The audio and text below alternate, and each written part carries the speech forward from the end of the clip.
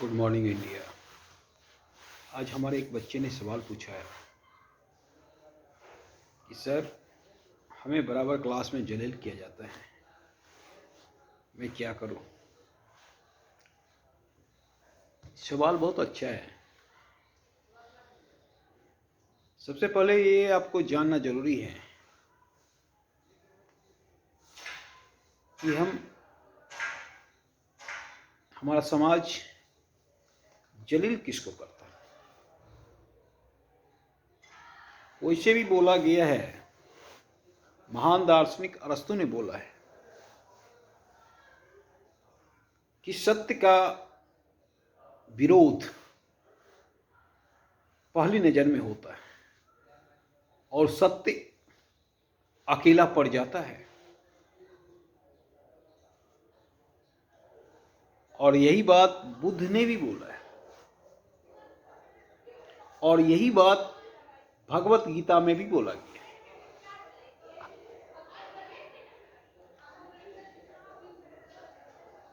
आपको याद होगा, हम लोग जानते हैं कि हमारा पूर्वज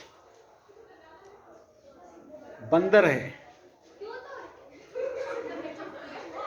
पर कभी आप सोचे हैं बंदर तो 4 पैर पे चलता है, हमारा 2 पैर है, 2 हाथ है,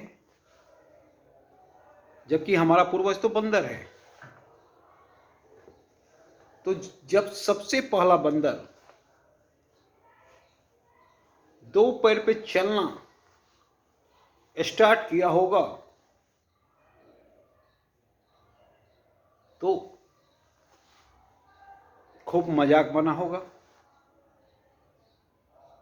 एक दूसरा बंदर बोलता होगा कि ये तो पागल हो गया, इसको चलने नहीं आता है, ऐसा भी कोई चलता है। तरह तरह का कमेंट सुनने को मिला होगा।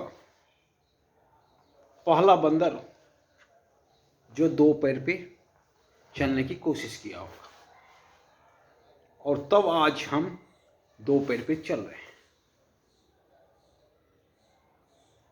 तो समाज में जो भी आदमी कुछ नया करना चाहता है उसका समाज विरोध किया है। आज जिस बॉल की रोशनी में हम नहाते हैं उस बॉल को बनने में 7 साल लग गया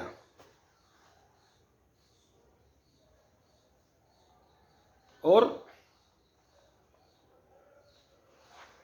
बॉल के आविष्कार में जब बॉल बनाने वाला 700 बार फेल हो गया तो उनके कलीग जो इस आविष्कार में लगा हुआ था उनके साथ वो बोलने लगा ये तो पागल है, ये टाइम वेस्ट है, इससे कुछ नहीं होगा। पर उसने दृढ़ निश्चय कर रखा था कि कम से कम हम फेल होंगे तो 1000 बार। अब हम काफी नजदीक पहुंच गए और वो उसी उल्लास के साथ प्रत्येक दिन आता था और परिणाम स्वरूप बॉल का आविष्कार किया।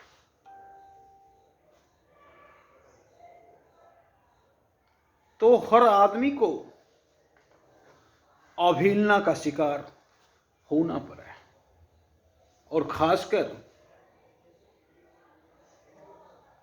आर्टिस्ट को तो घर से भी अवहेलना का शिकार होना पड़ता है। बहुत सारे आर्टिस्ट हैं जो घर से भागकर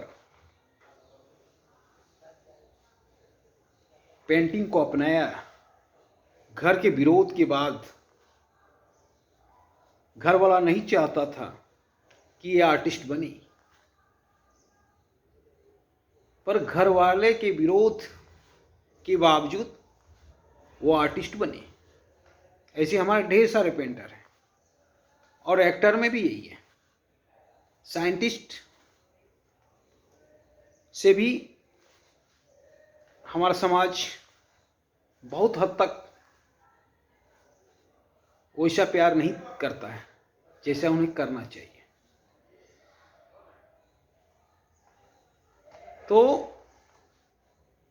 अवहेलना का शिकार होना पड़ता है, चाहे साइंटिस्ट हो, चाहे आर्टिस्ट हो, चाहे एक्टर हो। शुरुआती दौर में इसे पूरी तरह से नेग्लेक्ट किया जाता है। और बच्चे, अगर आपका फ्रेंड नेग्लेक्ट कर रहा है तो उस पर ध्यान ना दें और अपना काम करें। एक पुरानी कहावत है हमारे यहाँ, हाथी चले बाजार कुत्ता भूखे लाख। क्या हाथी चलना छोड़ देगा? तो इस बात को अमल करें और सोचें कि आप में कुछ ऐसा एनर्जी है, तभी आपको सरकार, आपको समाज, आपका बैचमेट नेग्लेक्ट कर रहा है। इसे आप पॉजिटिव वे में लें, निगेटिव वे में लेने की कोशिश ना करें।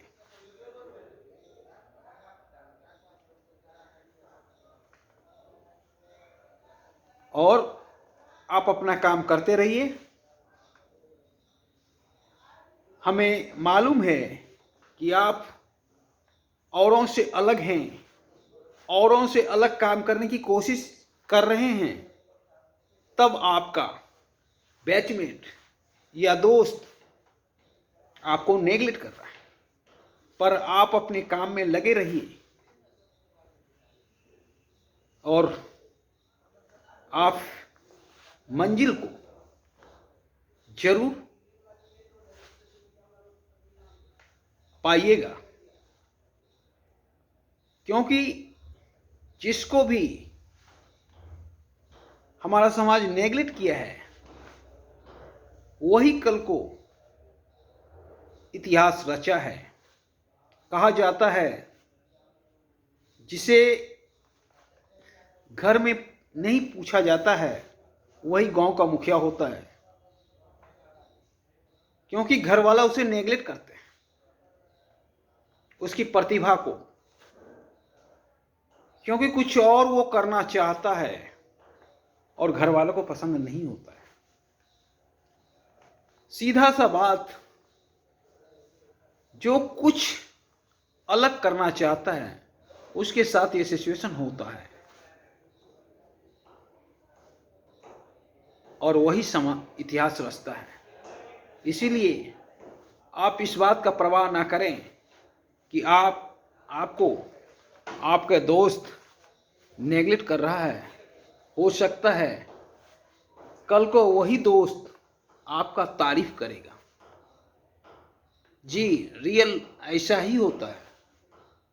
जब आप सक्सेस करते हो तो जो आपका विरोध करता है वही आपके पीछे आ जाता है और आपकी तारीफ करने लगता है। तो ये समय चक्र है, इसे हंसकर आप एक्सेप्ट कीजिए। आप गलत नहीं हैं, आप कुछ नया करना चाहते हैं, जो आप पे हंसता है हंसने दीजिए। धन्यवाद।